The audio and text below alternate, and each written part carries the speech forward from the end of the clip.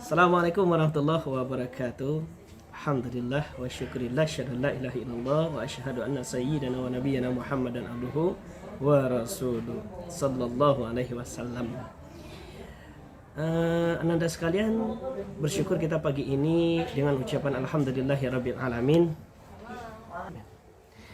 Pada pagi ini kita diberikan kesehatan oleh Allah Subhanahu wa taala. Kita diberikan kesempatan oleh Allah Subhanahu wa taala.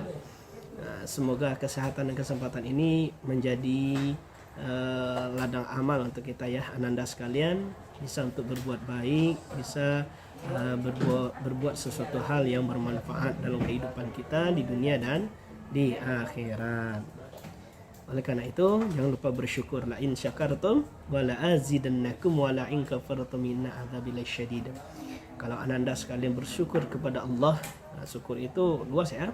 Bisa dengan hati. Bagaimana caranya dengan hati? Ya meyakini seyakin-yakinnya apa yang telah kita rasakan, kita terima, itu semuanya datang dari Allah Subhanahu wa taala. Syukur dengan ucapan alhamdulillah, gitu kan? Ketika kita dapat rezeki dari siapapun, ya kan? Dari orang tua sekalipun ya. Nah, kita ucapkan alhamdulillahirabbil alamin. Bersyukur dengan perbuatan, berbagai macam hal yang bisa kita lakukan. Salah satu, ananda sekalian, pagi tadi sholat subuh itu juga merupakan tanda rasa syukur kepada Allah Subhanahu wa taala. Karena orang yang tidak bersolat, orang yang tidak bersujud itu kategori orang yang sombong. Sudah diberikan rezeki akan tetapi tidak mau bersujud menyembah kepada Allah Subhanahu wa taala. Oleh karena itu, semoga kalian ananda semua, kita yang ada pada kesempatan kali ini termasuk hamba-hamba Allah yang bersyukur. Amin ya rabbal alamin. Salat beriringan salam, tak lupa pula kita hadiahkan buat Nabi kita, Nabi besar Muhammad sallallahu alaihi wasallam. Allahumma shalli ala sayyidina wa maulana Muhammad wa ala ali Muhammad. Ananda sekalian, mengawali pertemuan kita pada kesempatan kali ini, walaupun secara daring kita ya, itu tidak menghambat proses belajar mengajar kita.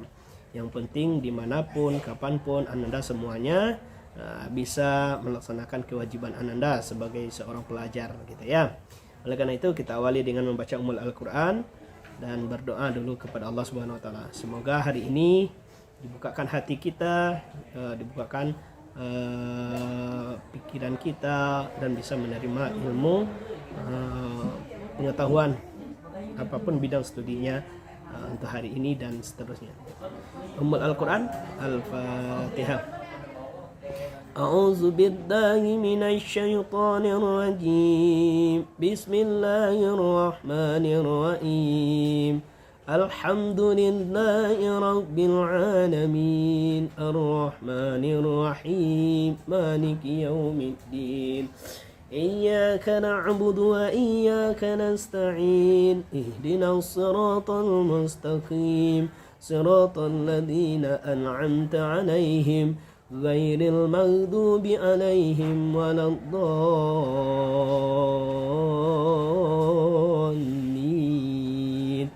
آمين. رضيت بالله ربا وبالإسلام دينا وبمحمد نبيا ورسولا وبالقرآن إماما وحكما رب اشرح لي صدري ويسر لي أمري واحلل عقدة من لساني يفقهوا قولي ربي زدني علما وارزقني فهما برحمتك يا أرحم الراحمين. Anda sekalian, bagaimana kabarnya hari ini? Semoga sehat-sehat ya, lancar aktivitasnya ya. Untuk pembelajaran kita pagi ini yaitunya tentang sumber hukum Islam ya. Tentang apa? Tentang sumber hukum Islam. Coba Bapak sebelum melanjutkan materi ini, Bapak tanya dulu sama ananda sekalian tentang sumber hukum Islam yang ananda ketahui apa saja? Ya, Al-Quran, kemudian hadis, satu lagi, ada yang tahu? Nah, yang ketiga ijtihad. Inilah satu persatu insyaallah dalam video kali ini akan kita bahas ya. tentang sumber hukum Islam. Dalam perjalanan hidup kita manusia yang ada di muka bumi ini, jelas tentu ada panduannya, ya. Jadi bukan hanya sekedar bentuk dari tidak hanya mobil. Ketika kita beli mobil, tidak hanya mobil yang memiliki panduan, ya kan? Ataupun mungkin kita contohkan seperti kipas angin, tidak hanya itu yang memiliki panduan, ternyata diri kita juga memiliki panduan hidup, gitu kan. Ketika kita menggunakan acuan hidup ini, tidak lepas dari panduan tersebut, gitu kan. Tidak keluar dari buku panduan, ya kan, tuntunan kita, maka kita akan selamat, gitu. Dan kita akan bisa menjalani kehidupan ini, ya kan. Kita tidak akan pernah mau melakukan sesuatu hal yang bertentangan dengan buku panduan itu. Nah, begitulah orang-orang yang beriman, ya anak-anak sekalian, ya. Kalau orang yang beriman pasti dia kembali kepada acuannya, gitu. Petunjuknya, pedomannya, gitu. Kalau orang yang jauh dari pedoman petunjuk, maka ini orang yang celaka. Celakanya tidak hanya di dunia ini, juga sampai nanti ke akhirat. Yuk, baik. Kita lihat sumber hukum Islam. Adapun tujuan pembelajaran kita hari ini, pertama, Anda sekalian mampu meyakini Al-Quran, hadis, ijtihad sebagai sumber hukum Islam. Yang kedua, Anda sekalian, ya, peserta didik mampu mengimplementasikan pemahaman terhadap kedudukan Al-Quran, hadis, dan ijtihad. Kemudian yang ketiga, menganalisis kedudukan Al-Quran, hadis, ijtihad sebagai sumber hukum Islam. Yang terakhir, mendeskripsikan macam-macam sumber hukum Islam. Ya. Sebelum kita bahas semuanya, kita berawal dari penjelasan sumber hukum Islam yang pertama. Jadi sumber hukum Islam yang pertama ini adalah Al-Quran. Ya. Di antaranya yang akan kita bahas tentang Al-Quran ini, pertama tentang pengertian Al-Quran. Yang kedua, tentang latar belakang turunnya Al-Quran. Dan yang ketiga, dasar hukumnya Al-Quran, serta keutamaan dan ancaman tidak peduli pada Al-Quran. Terakhir, kita akan membahas tentang hikmahnya. Pertanyaan Bapak, apakah itu Al-Quran? Ada yang tahu apa itu Al-Quran?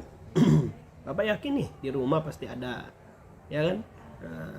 Bahkan justru mungkin ada di antara kalian yang sudah membaca, setiap hari baca, gitu kan?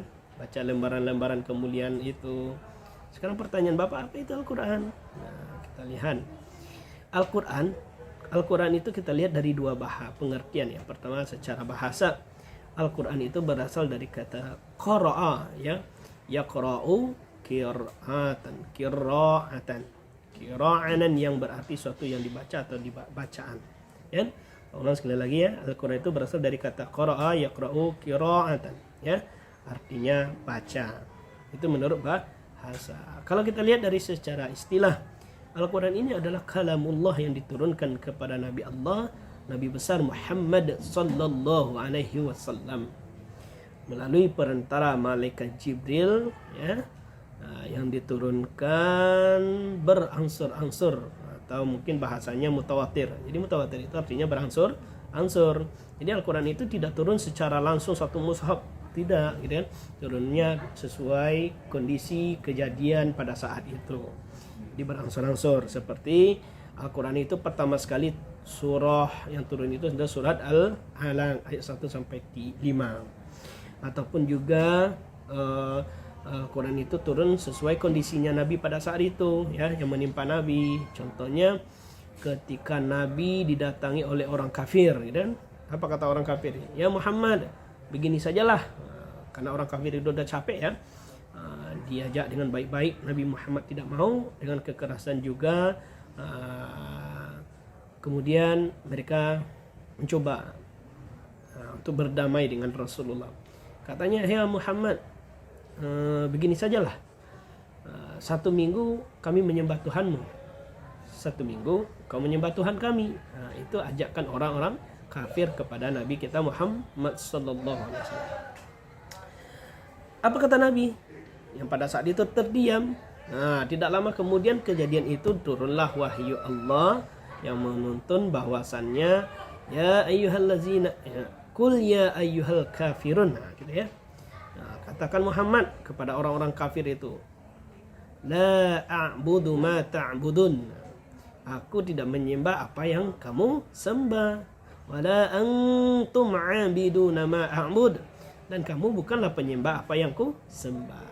Jadi salah satu latar belakang asbabun nuzulnya surah Al-Kafirun itu turun karena memang ada tawar-menawar dari orang kafir. Tuh ya. Jadi turunnya Al-Qur'an itu beransur-ansur. Turunnya Al-Quran itu, kembali kita lanjutkan pengertian Al-Quran tadi ya. Al-Quran itu adalah kalamullah yang diturunkan kepada Nabi Allah, Nabi besar Muhammad SAW melalui perantara malaikat Jibril, yang diturunkan secara beransur-ansur dengan berbahasa Arab. Nah, kan? Nah, kita lihat di mushaf kita yang di rumah itu semuanya berbahasa Arab. Nah, ketika kita membacanya bernilai ibadah. Nah, itu hebatnya Al-Quran. Al-Quran itu bernilai ibadah ketika kita membaca satu huruf satu kebaikan. Berapa huruf kita baca, begitu keutamaannya luar biasa baca Quran itu. Makanya pahala yang sangat besar, pahala yang banyak itu adalah ketika kita selalu bersama Al-Quran. Dalam artian kita membaca Quran. Nah, yang dimana Al-Quran itu berawal dari surat Al-Fatihah dan diakhiri surat An-Nas. Itu semua dijadikan sebagai petunjuk dan pedoman bagi umat manusia. Sesuai dengan firman Allah, "Dzalikal kitabu la raiba fihi hudan lil muttaqin." Al-Quran itu adalah petunjuk bagi orang-orang yang bertakwa. Ya, jadi Al-Quran itu sebagai petunjuk bagi orang yang bertakwa. Bisa dipahami Anda sekalian? Kita lihat latar belakangnya turunnya Al-Quran ya. Al-Quran pertama sekali diturunkan pada tanggal 17 Ramadan yang kita kenal dengan nuzul Quran ya. Dikenal dengan nuzul Quran. Di mana Al-Quran ini diturunkan di Gua Hira ketika Nabi SAW berada di Gua Hira berdiam diri. Kenapa? Karena melihat kondisi bangsa Arab yang sangat jauh dari moralitas ya. Akhlaknya luar biasa jeleknya. Jadi kebiasaan-kebiasaan Quraisy itu menjadi Nabi mengasingkan diri dan merenung. Kenapa ya umat manusia seperti ini? Menyembah batu, menyembah berhala, menyembah Lata, Uzza, Mana, gitu ya. Kemudian di samping itu orang kaya semakin kaya, orang miskin semakin terpuruk. Yang lemah yang di bawah, yang kuat di atas. Begitulah hukum pada saat itu berlaku hukum riba. Jadi melihat kondisi bangsa Arab orang Quraisy pada saat itu, Nabi suka merenung diri, berdiam diri. Pas pada tanggal 17 Ramadan, Allah memperlihatkan kebesaran dan kekuasaannya. Allah turunkan Al-Quran, dibawa oleh malaikat Jibril dan berkata, "Ya Muhammad, Iqra." Ya, Iqra bismi rabbikal ladzina khalaqa. Gitu. Khalaqal insana min 'alaq. Iqra wa rabbukal akram alladzi 'allama bil qalam. 'Allamal insana ma lam ya'lam. Ya. Kemudian kalau Al-Quran terakhir diturunkan itu ketika kejayaan Islam sudah dirasakan oleh umat pada saat itu. Sampai-sampai ketika Nabi Muhammad SAW menaklukkan kota Mekah, Fathul Mekah. Ya, disitulah pas pada tanggal 9 Zulhijjah Al-Quran terakhir diturunkan adalah surat Al-Ma'idah ayat 3. Sehingga lamanya Al-Quran turun ke muka bumi ini kepada Nabi kita Muhammad SAW selama 22 tahun 2 bulan 2 hari. Sebab turunnya Al-Quran ketika ada peristiwa baru atau bila Rasulullah ditanya tentang suatu hal. Jadi kondisinya Al-Quran itu turun sesuai dengan apa yang terjadi pada Nabi kita Muhammad SAW. Kita lihat dasar hukumnya, dasar hukum Al-Quran. Nah, ini kan, jadi Al-Quran ini merupakan salah satu rukun iman yang ketiga, gitu kan? Kita harus yakin, tidak ada keraguan sedikit pun, gitu kan? Nah, kalau kita ragu, kita nggak percaya dengan Al-Quran, maka ini ditanyakan keimanan kita. Karena iman itu terdiri dari 6 pokok, gitu kan? Iman kepada Allah, iman kepada malaikat, iman kepada kitab, dan iman kepada sampai hari akhir, qada dan qadar, gitu ya. Itu. Kalau kita lihat dalam Al-Quran menjelaskan tentang kitab ini terdapat dalam surah An-Nisa, kita bacakan ya. A'udzu billahi minasyaitonir rajim. Bismillahirrahmanirrahim. Ya ayyuhalladzina amanu atii'u Allah wa atii'ur rasul wa ulil amri minkum fa in tanaza'tum fi syai'in farudduhu ila Allah wa rasuli in kuntum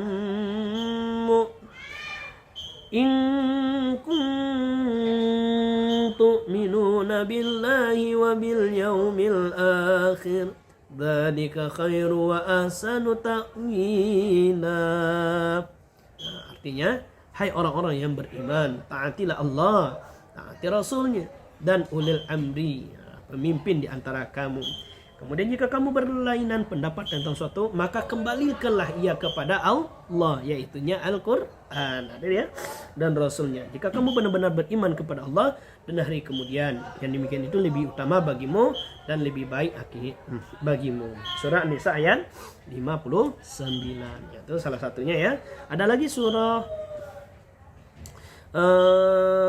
dasar hukumnya surat Al-Baqarah yang sudah kita bacakan di sebelum-sebelumnya. Dzalikal kitabu la raiba fihi. Itu Al-Quran tidak ada keraguan sedikit pun. Hudan lil muttaqin, petunjuk bagi orang yang bertakwa, ya. Bisa dipahami Anda sekalian? Nah, itu tentang dasar hukumnya Al-Quran. Kemudian kita lihat lagi keutamaan Al-Quran. Inilah yang perlu kita ketahui ya anak-anak sekalian. Ya, keutamaan itu Masya Allah luar biasa. Ketika kita hidup bersama Al-Quran, tidak ada satupun kerugian ketika kita selalu bersama Quran. Membaca Quran itu bacaan yang hanya memberikan pengetahuan, akan tetapi tidak ada bernilai ibadah di dalamnya. Ketika kita membaca komik, hanya kesenangan sedikit sementara yang kita rasakan. Tapi ketika kita baca Quran, itu semua lahir batin semua akan kita dapati. Begitulah keutamaan Al-Quran. Salah satu di antaranya sesuai dengan hadis Rasulullah SAW, khairukum man ta'allama al-Quran wa 'allama. Sebaik-baik manusia adalah orang yang mempelajari Al-Quran dan mengajari. Makanya setiap waktu selalu Bapak ingatkan ananda sekalian, baca Quran. Sudahkah mata ini digunakan untuk baca Quran? Pegang HP mungkin bisa berjam-jam ya kan? Bagaimana dengan Al-Quran? Ini evaluasi untuk kita ya, ananda sekalian. Sudahkah hari ini kita baca Quran? Al-Quran ini akan membawa kemaslahatan yang sangat luar biasa kepada diri kita. Kalau HP tidak akan menjatuhkan kita. Karena daripada itu, orang yang mengajar Al-Quran, orang yang mempelajari Al-Quran adalah orang yang terbaik. Nah, kemudian keutamaan yang kedua adalah pahala bagi orang yang berkumpul untuk membaca Al-Quran, mengkaji Al-Quran. Itu jelas Allah akan berikan rahmahnya, gitu kan? Allah akan berikan pahalanya kepada kita ketika kita selalu baca Quran. Kemudian mendapatkan ketenangan dan rahmat dari Allah Subhanahu wa taala. Kenapa? Karena Al-Quran itu merupakan obat, syifa, gitu. Al-Quran itu obat penenang dalam kehidupan kita, gitu. Oleh karena itu, jangan lepas untuk bisa selalu bersama Quran. Kemudian setiap kita membacanya itu bernilai ibadah, satu huruf satu pahala, gitu. Berapa huruf yang kita baca kira-kira dalam sehari, ya kan? Bismillahirrahmanirrahim. Bismillah, coba hitung berapa huruf kira-kira. Bismillah saja pahalanya udah berlipat ganda, apalagi kita baca satu ayat, satu halaman. Masya Allah, barakallah ya, luar biasa pahalanya. Kemudian Al-Quran itu, ini yang paling penting. Al-Quran itu akan datang memberikan syafaat kepada pembacanya di yaumil mahsyar nanti. Ketika orang dilanda malapetaka, panasnya matahari sejengkal dengan kepala, hausnya Masya Allah luar biasa, manusia hina dalam keadaan tidak berpakaian sedikit pun, gitu kan? Kehausannya Masya Allah, ya, luar biasa huru hara kiamat itu, huru hara pada masa itu luar biasa, gitu kan? Tidak sanggup kita merasakannya. Toh ternyata ada sekelompok orang yang tenang-tenang saja, gitu kan? Siapa mereka? Mereka adalah orang yang mendapatkan syafaat Al-Quran. Yuk kita baca Quran ya. Sudah berapa juz baca Qurannya? Sudahkah baca Quran belum? Bagi yang tidak bisa baca Quran, selagi masih ada kesempatan untuk belajar lagi, ya. Jangan sampai nanti pada masanya tiba, suatu saat, suatu hari dia akan datang itu. Ketika saat itu terjadi, orang akan berbondong-bondong lari ke masjid. Untuk apa? Mencari Al-Quran. Ketika mereka datang ke masjid, ambil Al-Quran, ternyata Al-Quran itu tidak ada lagi, hanya lembaran putih. Kemana tulisan Al-Quran itu? Kemana Al-Quran yang selama ini kita abaikan? Al-Quran itu akan diangkat oleh Allah Subhanahu wa Ta'ala. Sebelum matahari terbit di sebelah barat, Al-Quran itu akan hilang. Nah, maka rugi ananda sekalian kalau seandainya sekarang anda akan biarkan begitu saja Al-Quran. Nah, kemudian, kalau ancamannya yang jelas ya, ketika kita tidak mau jadikan Al-Quran sebagai petunjuk kita, pedoman kita, maka hidup kita akan tersesat. Baik dari segi apapun ya, seperti moralitas kita atau akhlak kita akan jauh dari Al-Quran, sulit dituntun ya dalam kehidupan kita. Sulit kita untuk mengendalikan amarah kita segala macamnya. Yang kedua mungkin dari bencana juga dari kehidupan ekonomi kita ya kan akan berdampak, dan sosial serta keimanan kita. Yang jelas orang-orang yang jauh dari Al-Quran sama perumpamannya ikan jauh dari air. Bagaimana ikan jauh dari air? Ikan jauh dari air ya kan adalah ikan yang mau mati ini kan, karena memang ikan itu di air. Ketika ikan jauh dari air mati. Begitu juga manusia. Kalau manusia jauh dari Al-Quran, ya hatinya mati. Na'udzubillah, hatinya mati. Kalau hatinya mati, sinyalnya nggak nyambung dengan Allah. Makanya hidupnya gersang. Hidupnya jauh dari ketenangan. Tapi kalau dia bersama Quran, setiap hari baca Quran, maka hatinya itu hidup. Allah selalu menontonnya. Ya, itu. Kemudian terakhir, kemuliaan menjadi kemuliaan ketika kita selalu bersama Quran. Jadi kemuliaan bagi orang tua kelak di akhirat. Yang jelas kita baca Quran itu akan berdampak juga pada anak orang tua kita yang sudah tiada ya. Kemudian memberikan syafaat di yaumul mahsyar. Setiap buruh mengandung kebaikan. Ini yang kedua Bapak tadi bilang. Nah, sampai di sini ada pertanyaan? Nah, cukup jelas ya. Nanti kalau seandainya ada yang mau bertanya, boleh nanti ya temui lewat WA juga ke Bapak, boleh tanya lewat WA boleh ya, segala macam. Mau telepon juga Bapak boleh. Yang penting pesan Bapak pada kesempatan kali ini, berusahalah kalian hidup selalu bersama Quran. Jangan kalian abaikan Al-Quran, jangan biarkan Al-Quran itu terpajang di lemari, dan jangan kalian sibuk dengan HP. Al-Quran kalian belakangi, jangan ya. Jadikan pertama nih, bangun pagi itu sholat subuh baca Quran 2 ayat dulu. Kalau tidak bisa subuh, mungkin takutnya terlambat sekolah, paling tidak nanti mau tidur, baca dulu. Atau mungkin waktu senggang setelah sholat maghrib, baca Quran dulu. Yang penting dalam sehari itu baca Quran. Ya, itu saja yang perlu mungkin Bapak sampaikan pada kesempatan kali ini. Semoga bermanfaat untuk Anda sekalian. Semoga bisa kalian memahami dan menjadi motivasi semangat, spirit untuk Anda sekalian. Bisa belajar Al-Quran bagi orang yang belum bisa, dan selalu membaca Quran bagi orang yang sudah biasa ya. Itu saja. Fastabiqul khairat. Kita akhiri dengan membaca hamdalah. Alhamdulillahirabbil alamin. Kita tutup dengan doa kifaratul majlis. Subhanakallahumma wa bihamdika, asyhadu an la ilaha illa anta, astaghfiruka wa atubu ilaik.